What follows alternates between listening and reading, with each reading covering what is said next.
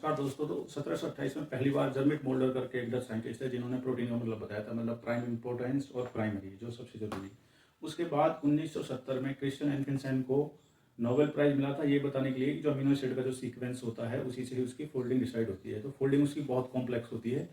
इस दौरान बीच में करीब 15 से 14 साइंटिस्ट ने काम किया। करीब 5 नोबेल प्राइज प्रोटीन से रिलेटेड केमिस्ट्री में, फिजियोलॉजी में लोगों को दिए गए। उसमें से पॉलिन करके एक साइंटिस्ट है, कार्ल पॉलिन करके, जिनको 2 बार नोबेल प्राइज मिला।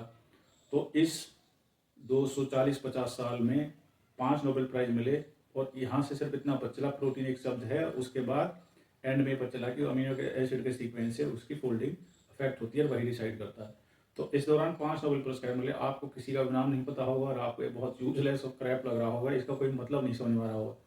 लेकिन दोस्तों ये बहुत ही बड़ी चीज़ होने वाली है। भविष्य में ये चीज़ ने जो आधारशिला एक चीज़ की रखी है वो भविष्य में आपकी, हमारी, आपके माँ बाप की, आपके बच्चों की जीवन से रिलेटेड आगे काम आने वाला है। तो मैं आपको बता दूं कि ये जो 5 नोबेल पुरस्कार थे, इनमें जो स्टार्टिंग हुई थी ऐसे हुई थी कि अमीनो एसिड क्या होता है और वो पेप्टाइड बॉन्ड से जुड़ा होता है और वो सीक्वेंस होता है। और उसमें किसी ने इंसुलिन को क्रिस्टलाइज किया था, किसी ने यूरिएज को क्रिस्टलाइज किया था, एंजाइम को। उसके बाद वाटसन क्रिक मॉडल आया था, alpha helix and beta seeds को डिसाइड किया था। तो ये छोटी छोटी चीज़ें उसमें बताई गई थी जिनके लिए उनको ये सब पुरस्कार मिला था। अब 1970 से 1994 के बीच में कंप्यूटर्स आए तो उस टाइम पे स्टेगनेंसी आ गई, ज़्यादा प्रोटीन स्ट्रक्चर नहीं बन पा रहे थे, पता नहीं चल पा रहा था। तो लोगों ने सोचा क्यों ना कंप्यूटर का इस्तेमाल किया जाए, तो कंप्यूटेशन को उसमें लाया गया। तो 2 साइंटिस्ट थे इसमें, एक क्रिस्टीना करके थी, एक साइंटिस्ट और थे। उन्होंने कास्प करके क्रिटिकल असेसमेंट स्ट्रक्चर प्रिडिक्शन करके एक टूर्नामेंट स्टार्ट किया जिसमें जो प्रोटीन की जो 3D स्ट्रक्चर है उसको आइडेंटिफाई करना था। इससे पहले क्या हो रहा था, सारे साइंटिस्ट प्रोटीन की स्ट्रक्चर बना रहे थे और उसको पब्लिश नहीं कर रहे थे, मतलब वो उन्हीं के पास डाटा था।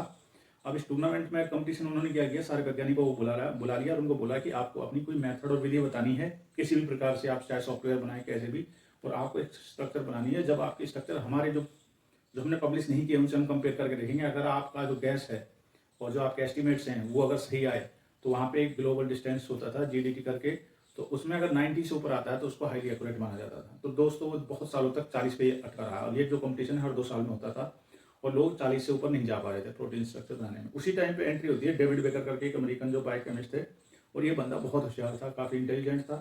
तो इसने क्या किया कि इसका जो मॉडल था वो करीब 60% तक जा रहा था। रोजेटा करके इसने फिर 1998 में एक सॉफ्टवेयर बनाया जो काफ़ी एक्यूरेसी देने लग गया और 2002 तक उसकी एक्यूरेसी बहुत ज़्यादा बढ़ गई थी और वो काफ़ी स्ट्रक्चर की बहुत अच्छी, और उसका जो प्रिडिक्शन, जो उसका तरीका था असेसमेंट का, वो थोड़ा लो एनर्जी स्टेट से काम करता था। लो एनर्जी स्टेट से ही मतलब प्रोटीन की स्ट्रक्चर स्टार्ट होती है और उसका मॉडल इतना सक्सेसफुल था कि उसको आप फ्रेगमेंट देंगे ना तो आप पूरी प्रोटीन बनाने लग गया था और एंड में तो वो बिल्कुल जीरो से हीरो बन गया, मतलब आप कुछ भी मत दो प्रोटीन की स्ट्रक्चर बना के देगा। ये दोस्तों वो टाइम था जब आदमी का इंट्यूशन, आदमी का दिमाग कंप्यूटर से ज़्यादा तेज चलता था, क्योंकि कंप्यूटर की जो मेमोरी है वो लिमिटेड थी, उसकी जो जीपीयू पावर है वो गैसिंग पावर है, सुपर कंप्यूटर जैसी नहीं थी। तो दोस्तों वो फिर से बोटल नेक में आ गए, सिस्टम को ज़्यादा प्रोग्रेस नहीं हो रही थी, लेकिन रोजेटा सॉफ्टवेयर की परफॉर्मेंस लगातार अच्छी आ रही थी। तो अब वो क्या सोच रहा था कि अगर कंप्यूटर थोड़ा ज़्यादा पावरफुल हो जाए या मैं दूसरे जितने भी लोग हैं सबके कंप्यूटर की पावर का इस्तेमाल करूँ तो मेरा सॉफ्टवेयर और ज़्यादा रिफाइन हो जाएगा और अच्छे रिजल्ट देने लग जाएगा। तो उसने क्या किया कि लोगों से रिक्वेस्ट करी, सिटीजन साइंस करके एक प्रोजेक्ट चालू किया। तो लोग जो नहीं भी जानते थे नॉन साइंटिफिक कम्युनिटी से, वो उससे जुड़ने लग गए, अपने जीपीयू की फ्री पावर उसको देने लग गए, बहुत सारे प्रोटीन स्ट्रक्चर बनने चालू हो गए। तो डेविड बेकर एक तरह से पायोनियर है, उसकी वजह से प्रोटीन स्ट्रक्चर को बहुत तगड़ा पुश मिला। अब दोस्तों क्या हुआ, फिर उसने एक फोल्डेड करके गेम बनाया। फोल्डेड गेम के बाद तो एकदम से बाढ़ सी आ गई और लोग उस गेम को खेलने लग गए और प्रोटीन स्ट्रक्चर बनाने लग गए।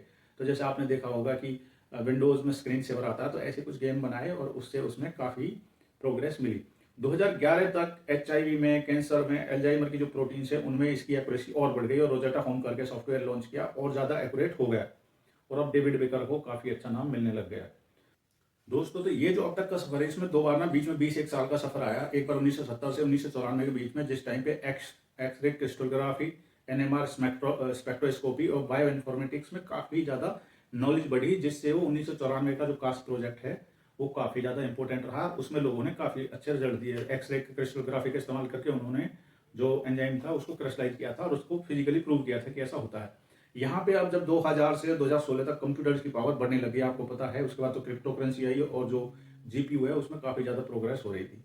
अभी बोलोगे यार अभी तक मज़ा नहीं आ रहा वीडियो में, लेकिन इसका जो एंड रिजल्ट है ना वो बहुत खास होने वाला है। तो दोस्तों 5-6 नोबेल प्राइज पहले ही मिल चुके थे, लेकिन अगर आपको ध्यान दो 2024 में 3 लोगों को फिजियोलॉजी, केमिस्ट्री, मेडिसिन में एक प्राइज मिला था, फिजिक्स में मिला था जॉफ्री हिंटन को, वो भी आर्टिफिशियल इंटेलिजेंस में मिला था, और जो बायोलॉजी में मिला था दोस्तों वो भी आर्टिफिशियल इंटेलिजेंस में मिला था।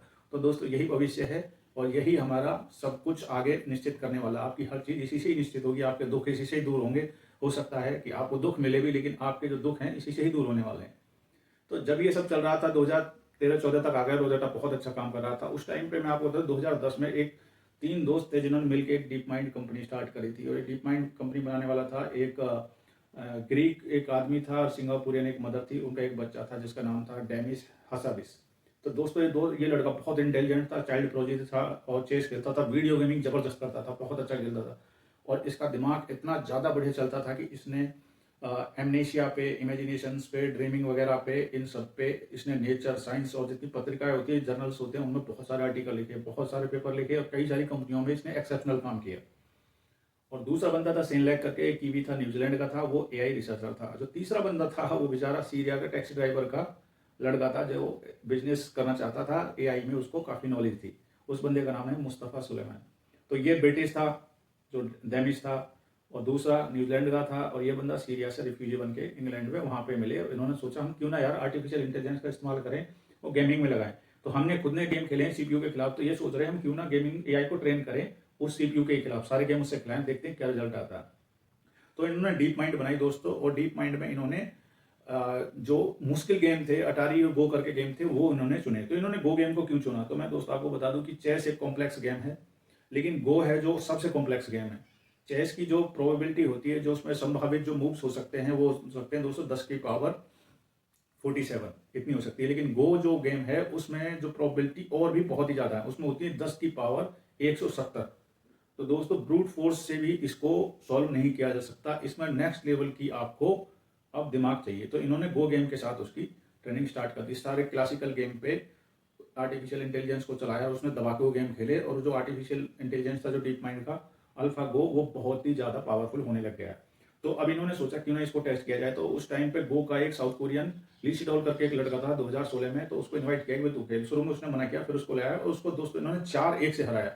और इसमें अल्फागो जो आर्टिफिशियल इंटेलिजेंस थी, उसने जो कुछ अनकन्वेंशनल ऐसे मूव लिए जो एक्सपर्ट्स ने कभी देखे ही नहीं, और वो आदमी बहुत ही चकित रह गया, सरप्राइज हो गया कि यार आर्टिफिशियल इंटेलिजेंस इतना इंटेलिजेंट हो गया कि गो में अब आदमी को हराने लग गया है। तो इसमें इन्होंने क्या, इन्होंने मिलियंस ऑफ गेम वहाँ पे अल्फागो ने खेले और सेल्फ प्ले किया, उसके साथ इन्होंने नियम कानून बना के उसको खिलाया। अब इन्होंने क्या किया, उसको अपग्रेड कर दिया, अब इन्होंने बनाया अल्फागो 0। अब अल्फागो 0 क्या है, उसका ह्यूमन डाटा 0, उसके रूल्स 0, उसकी सेल्फ टेस्टिंग 0। अब वो क्या कर रहा है, खुद ही खुद के साथ गेम खेल रहा है। तो सारे गेम उसने खुद के साथ खेले, और इतने ज़्यादा गेम खेलिए, इतने ज़्यादा गेम खेलिए, वो बहुत ज़्यादा पावरफुल और ज़्यादा पावरफुल हो गया। अब भाई उसमें गेमिंग में वो इमेंसली पावरफुल हो गया। अब ये चेस से देखो कहाँ से बवाल चालू हुआ था, चेस से चालू हुआ था, डेनिस हसाबिस का और फिर ली सिडोल का। अब इसने बोला यार अब ये इतना ज़्यादा हो गया, क्यों ना इसको कहीं यूटिलाइज किया है। तो उसने 2-3 सेक्टर, रोबोटिक्स, हेल्थ केयर और क्वांटम कंप्यूटिंग में इसका इस्तेमाल चालू किया। तो उसने देखा कि जो प्रोटीन फोल्डिंग है ना, वो बहुत ही कॉम्प्लेक्स मुद्दा है, और प्रोटीन फोल्डिंग की जो चीज़ है उसको सोल्व करके देखते हैं इससे क्या होता है। तो इसने बनाया अल्फा फोल्ड करके, इसने फिर प्रोटीन की स्ट्रक्चर के लिए बनाया। तो अल्फा फोल्ड को इसने कास में कुदा दिया। तो कास में भाई इसकी जो एक्यूरेसी थी वो रोजेटा को भी बीट कर गई। तो डेविड बेकर को पीछे छोड़ दिया, और इसकी एक्यूरेसी करीब 80% के आसपास रही, और ये बहुत अच्छा रिजल्ट देने लग गया।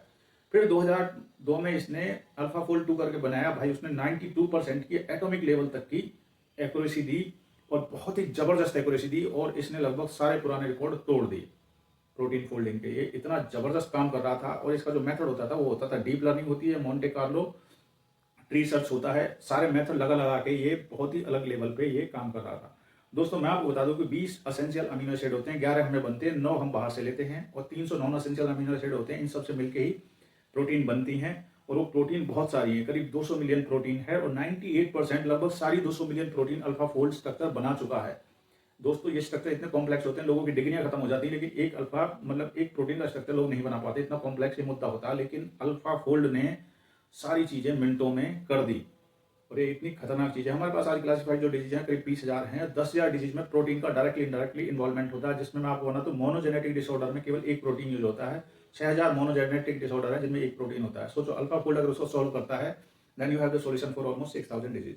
और इसमें अल्जाइमर है, बहुत सारे कैंसर है, लगभग 50% कैंसर केसेस को ये कवर कर सकता है, जो प्रोटीन की माल फंक्शनिंग, एग्रीगेशन, मिसफोल्डिंग और म्यूटेशन वगैरह से जो होता है। अब दोस्तों ये कहाँ से चालू हुआ और ये यहाँ पे आके ये आ गया, इसको लोगों गूगल ने अक्वायर कर लिया। अब थोड़ा सा इसमें दुखदाई होता है जब पावरफुल ऑर्गेनाइजेशन उसको अक्वायर करती है, लेकिन दोस्तों मैं आपको बता दूं गूगल के पास वो है जो और किसी के पास नहीं है। उनके पास विलो है, उनके पास बहुत पावरफुल चिप और सुपर कंप्यूटर है। जब तक आप सुपर कंप्यूटर को उसके साथ मिक्स नहीं करोगे उस प्रोग्रामिंग के साथ, आपको अच्छे रिजल्ट नहीं मिलेंगे। तो यहाँ पे जो मुस्तफा जी हैं वो तो चले गए थे माइक्रोसॉफ्ट में, उन्होंने सीईओ के पद पे वहाँ एआई में वो चले गए। बाद में उन्होंने 2022 में इन्फ्लेक्शन एआई चालू किया था। लेकिन जो अभी शायद जो डेमिस हैं वो अभी भी यहीं रुके हुए हैं डीप माइंड में। तो डीप माइंड कभी अल्फाबेट के साथ जुड़ जाता है, कभी गूगल के साथ जुड़ जाता है। लेकिन अभी दोस्तों इसका जो फ्यूचर है ना बहुत ही ज़बरदस्त है। ये फ्यूचर है जो हमारा जो फ्यूचर है हेल्थ केयर में अल्फा फोल्ड का ज़बरदस्त है। अब मैं इस पे और भी कुछ शॉर्ट रील्स बनाऊंगा, उनमें छोटे छोटे वीडियो में बताऊंगा क्योंकि ये मुद्दा बहुत ज़्यादा कॉम्प्लेक्स हो जाता है। दोस्तों तो अल्फा फोल्ड कितना पावरफुल है मैं आपको बताऊँ। अगर मैं आपको 100 अमीनो एसिड का कॉम्बिनेशन देता हूँ ना, तो 100 अमीनो एसिड से जो प्रोबेबिलिटी बनती है ना प्रोटीन की, वो बनती है 10 की पावर 300। इसके लिए कोई हमारे पास शब्द नहीं है, कोई नाम नहीं है। और दुनिया के अगर सबसे पावरफुल कंप्यूटर को आप लगा दो ना 13.8 बिलियन ईयर्स लग जाएंगे, तब भी वो उसको सॉल्व नहीं कर पाएगा। लेकिन ये जो चीज़ है ये उसको कुछ ही दिनों में उसको सॉल्व कर रही है। तो दोस्तों ये पता है क्लिनिकल ट्रायल्स को खत्म करने वाली है और क्लाइमेट चेंज मॉडलिंग में वहाँ इसका इस्तेमाल होगा। प्रोटीन जो बनाएगी बहुत सारी बनाएगी। अगर आपको स्नेक बाइट का पता हो तो सब में यूनिक प्रोटीन होती है। स्नेक बाइट जो वेनम होता है और उसका एंटीडोट बनाने के लिए हमें प्रोटीन की स्ट्रक्चर पता होनी चाहिए और ये काम वो चुटकियों में कर सकता है। ये और भी खतरनाक कैंसर में तो इसका बहुत बड़ा रोल हो सकता है दोस्तों। तो इसमें जो दवाई है वो पर्सनल मेडिसिन में आ जाएगी, टेलर्ड हो जाएगी। मतलब आप पर्सनली आदमी के उसको बहुत जल्दी आइडेंटिफाई करके उसी हिसाब से प्रोटीन के लिए एंटीबॉडी बना सकते हैं। उस रोग को बहुत अच्छे इफेक्टिवली उसको रोक सकते हैं। और सुपर कंप्यूटर्स का आपको पता है कि जितने ज़्यादा वेरिएबल्स आप उसमें डालेंगे और जितनी जल्दी वो कैलकुलेट करेगा, उतनी ज़्यादा आप पैरेलल मल्टीवर्स और उसके जो एस्ट्रोनॉमिकल जो उसको रिजल्ट्स हैं, जितनी संभावित एक चीज हो सकती है उन्हीं सभी पे आप एक साथ पहुंच सकते हैं। सुपर इम्पोजिशन मान ले कि अगर आपकी प्रोटीन में भी म्यूटेशन होता है और उसके कैंसरस होने के कितने चांस है, 1000, 2000, 2 लाख चांस हैं। तो ये सॉफ्टवेयर इसमें बता सकता है कि भविष्य में 2 दिन बाद ये प्रोटीन कहाँ पे साइकिल में दिक्कत क्रिएट करेगी, एक्यूमुलेशन होगा या कोई गांठ बनेगी, क्या होगी। तो दोस्तों ये इसका भविष्य है।